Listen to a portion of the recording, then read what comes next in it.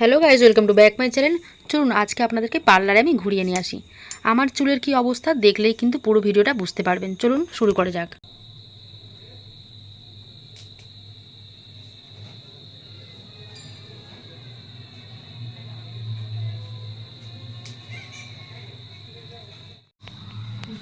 তুমি কি করে ছিঁড়ে বলো তো? আমি তো এগুলি ভাবছি না। বিছানাতে শুচ্ছি বসছি, কিন্তু চুলটার দিকে কোনো খবর রাখিনি। আমার চুলটা এমন হয়ে যাচ্ছে, কামড়ে দেওয়া তবু ছিল খোঁপা করে। খালি চারটা ক্যারি আছে। হ্যাঁ, কোনো প্যাকেট? চুলটা একটা প্যাকেটের মধ্যে রাখবে, চুলটা জলে দিয়ে দেবো।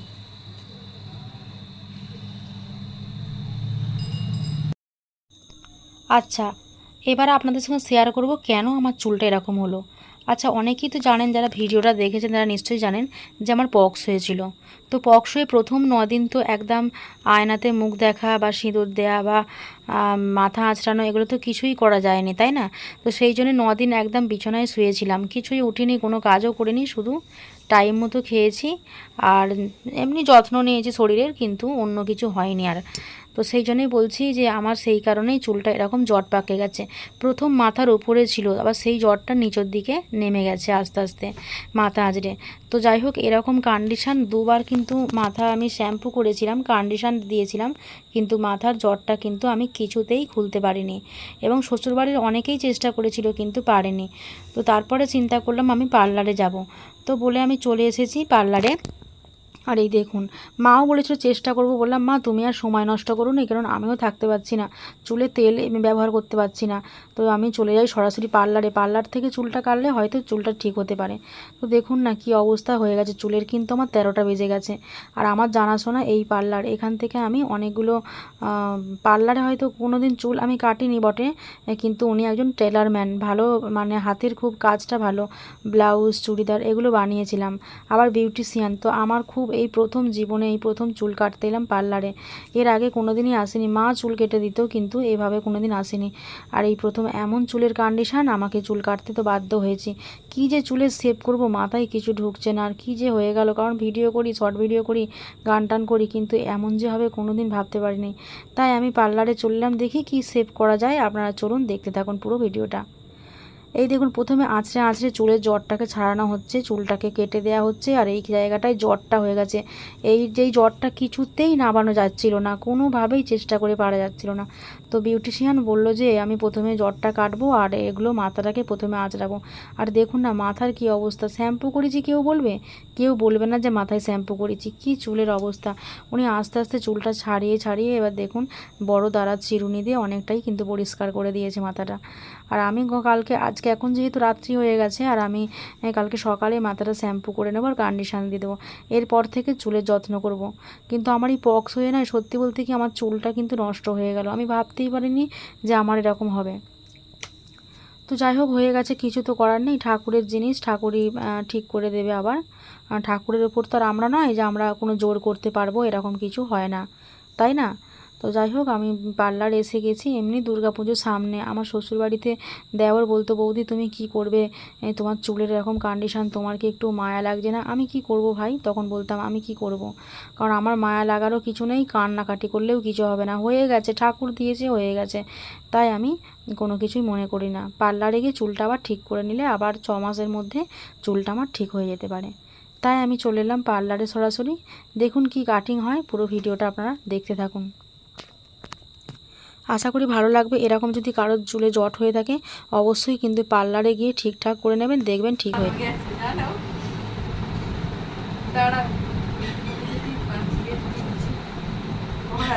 যদি সত্যি ছাড়ানো যায় বাটারফ্লাই কাটিং করবো।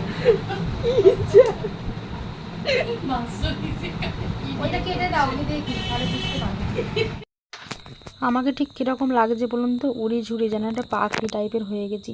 সত্যি যখন নিজে আমি আয়নাতে প্রথম মুখ দেখি, মানে আমার যখন গায়ে যখন তেল হলুদ পড়লো আর কি, তখন আমি তারপর যে চান করার পর 10 দিনের মাথায় আমি যখন দেখলাম আয়নাতে মুখটা, সত্যি আমি ভীষণ কষ্ট পেয়েছিলাম গো, যেটা আমি আপনাদেরকে বলে বোঝাতে পারবো না। কষ্ট হয়েছিল, কিন্তু কাকে আমি শেয়ার করব? কিন্তু এর উপায় তো একটা, যে পার্লার এসে চুলটা ঠিক করা। এটা কেউই ঠিক করতে পারবে না, সেরকম কেউ, একমাত্র কেটে দেওয়া ছাড়া কোনো উপায় নেই। তাই চলে এলাম, কিছু করার, চুলের তো 13টা বেজে গেছে, আর কি করব, তাই না? চুলটা কতটা ছিল? জটা হয়ে গেছি, জটাটাকে পুরো কেটে, জটার তালটাকে কেটে বাটে তবে এরকম শেপে এলো। তাই বলছি আজকে যারা পার্লারে এসেছে তারাই বলছে এরকম চুল কোনোদিনই দেখিনি। আমাদেরও এরকম হয়েছে, তবে চুলের এরকম অযত্ন বা চুল এরকম কন্ডিশন হয়ে যাওয়া আমরা কোনোদিন এরকম ফিল করিনি। এই প্রথমবার এটা দেখছি, আর দেখে কীরকম মনে হচ্ছে, এরকম সবাই আর কি বলা বলি করছিল। আর আমাকে দেখে কিছু মনে হয়নি, কারণ আমি জানি যে আমার চুল আমি কি করব, আমার এটা ব্যক্তিগত ব্যাপার। কিন্তু কিছু তো করার নেই, আমাকে তো যাই হোক একটা লুক নিয়ে আসতে হবে, কারণ আমি একটা ইউটিউবে কাজ করি, আমাকে সোশ্যাল মিডিয়ায় কাজ করি, যাই হোক আমাকে একটা করতে হবে, কারণ এভাবে তো বসে থাকলে হবে না। তাই চলে এসেছি। আর দেখুন ওই দিকটা আইব্রো শেপ হচ্ছে, আমার তো কাটিং হয়ে গেছে, কীরকম লাগছে দেখুন, কত সুন্দর লাগছে না? যাই হোক একটা শেপ দিয়েছে, কিন্তু এই শেপটা কী শেপ আপনারা কিন্তু অবশ্যই কিন্তু কমেন্ট করে জানাবেন। আর এদিকটা ওই দিদিভাই উনি এখানটা আইব্রো করছে, আর এই দিকটা আছে টেলারিং, ওনারই টেলার আছে আর কি, দু রকমই কাজ করে। তো যাই হোক কত সুন্দর লাগছে না? যাই হোক ছোটোখাটোর ওপর দিয়ে কিন্তু আমাকে ভীষণ ভালো লাগছে। আগে আগে তো আমি যখন হাই স্কুলে পড়তাম, তো আমার এরকম চুল ছিল, আর একটু বড় হতে যখন কলেজ যাই তখন থেকেই কিন্তু চুল রাখা শুরু হয়েছিল। খুব বেশি দিন আমি এরকম চুল রাখিনি, ছোট ছোট এরকমই চুল থাকতো আমার বেশি, তাই আমার পক্ষে এরকমই চুল যথেষ্ট, আমার ওই জন্যই কিছু মনে হয়নি। কারণ আমি ছোট ছোট চুল রাখতেই বেশি পছন্দ করি, কারণ চুল আঁচড়ানোর মতন আমার সময় নেই। আমার জীবনটা খুবই ব্যস্ততা, সবসময় ব্যস্ততার মধ্যে দিয়েই কাটে।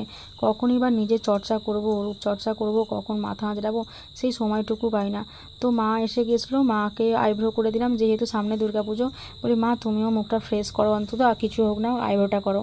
আর এই বনুটা এদিকটা টেলারের কাজ করছে, অর্ডার পেয়েছিল, চুড়িদার বানাচ্ছে এই দিকটা। তো বিউটি পার্লারটা কিন্তু খুব সুন্দর, ডেকোরেশনটা খুব ভালো। আর তো যাই হোক আমার কমপ্লিট হয়ে গেছে, এরপর আমি কিন্তু বাড়ি ফিরবো।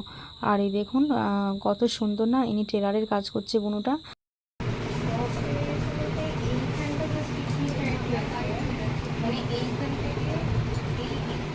চুলটা শেপ দিয়ে নিলাম বিউটি পার্লার থেকে, আর এই পুরো লুকটাই আমার একদম চেঞ্জ হয়ে গেল। মা ও আমি পার্লার থেকে বেরিয়ে পড়েছি, তারপর বাড়ি ফিরছি। আজকের ব্লগটা কেমন লাগলো কিন্তু অবশ্যই কমেন্ট করে জানাবেন। ভালো লাগলে চ্যানেলটা প্রচুর প্রচুর শেয়ার করে দেবেন।